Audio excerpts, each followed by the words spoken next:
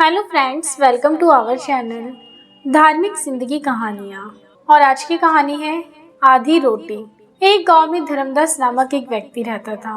बातें तो बड़ी ही अच्छी करता था, पर था एकदम कंजूस। कंजूस भी ऐसा वैसा नहीं, बिल्कुल मक्खी चूस। चाय की बात तो छोड़ो, वह किसी को पानी तक के लिए नहीं पूछता था। साधु संतों और भिखारियों को देखकर तो उसके प्राण ही सूख जाते थे कि कहीं कोई कुछ मांग ना बैठे। एक दिन उसके दरवाजे पे एक महात्मा आए और धर्मदास से सिर्फ एक रोटी मांगी। पहले तो धर्मदास ने महात्मा को कुछ भी देने से मना कर दिया, लेकिन तब वह वहीं खड़ा रहा तो उसे आधी रोटी देने लगा। आधी रोटी देखकर महात्मा ने कहा कि अब तो मैं आधी रोटी नहीं, पेट भरकर खाना खाऊंगा। इस पे धर्मदास ने कहा कि अब वह कुछ नहीं देगा। महात्मा रात भर चुपचाप भूखा प्यासे धर्मदास के घर पर खड़ा रहा।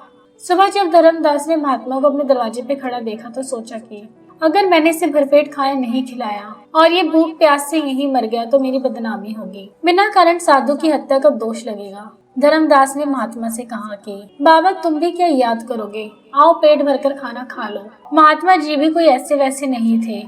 धर्मदास की बात सुनकर महात्मा ने कहा कि अब मुझे खाना नहीं खाना, मुझे तो एक कुआं खुदवा दो। लो, अब कुआं बीच में कहाँ से आ गया? धर्मदास ने साधु महाराज से कहा। रामदयाल ने कुआं खुदवाने से साफ मना कर दिया। साधु महाराज अगले दिन फिर रात भर चुपचाप भूखा प्यासा धर्मदास के दरवाजे पे खड़ा रहा। अगले दिन सुबह भी जब धर्मदास ने साधु महात्मा को भूखा प्यासा अपने दरवाजे पर ही खड़ा पाया तो सोचा कि अगर मैंने कुआं नहीं खुदवाया तो यह महात्मा इस बार भूखा प्यासा मर जाएगा और मेरी बदनामी होगी।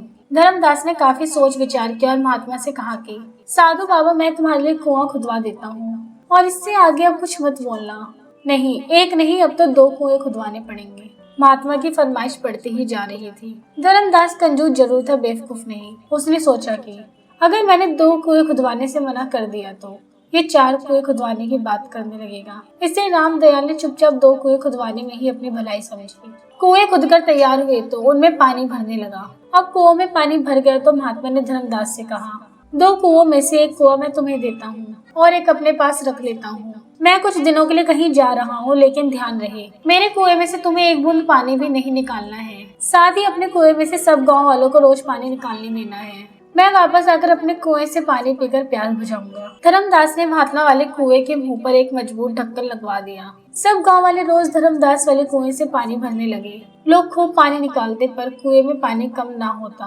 शुद्ध शीतल जल पाकर गांव वाले निहाल हो गए थे।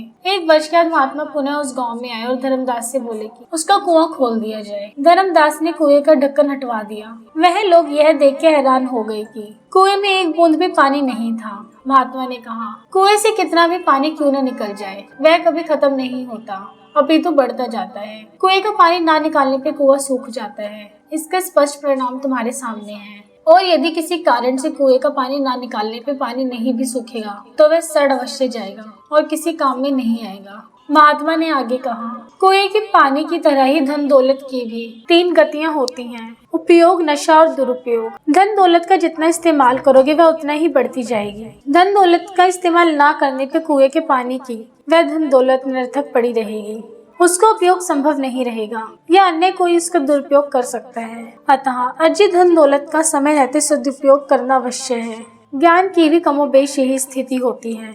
धन दौलत से दूसरों की सहायता करने की तरह ही ज्ञान भी बांटते चलो। हमारा समाज जितना अधिक ज्ञानवान, जितना अधिक शिक्षित व सुसंस्कृत होगा, उतने ही देश में सुख, शांति और समृद्धि आएगी। फिर ज्ञान बांटने वाले अथवा शिक्षा का प्रचार प्रसार करने वाले का भी कुएं के जल की तरह ही कुछ नहीं घटता, अपितु बढ़ता ही है। फ्रेंड्स, अगर आप ऐसी ही कहानियाँ देखना पसंद करते हैं तो हमारे चैनल धार्मिक जिंदगी को सब्सक्राइब करें।